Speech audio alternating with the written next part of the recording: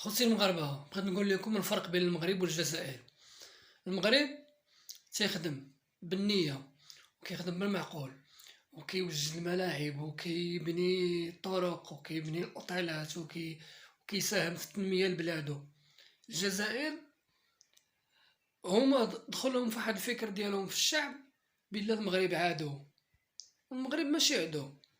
وانا كنت في الجزائر شحال هادي في 2019 2018، كنت تما قبل من كورونا. غير دخلت للمغرب سدت.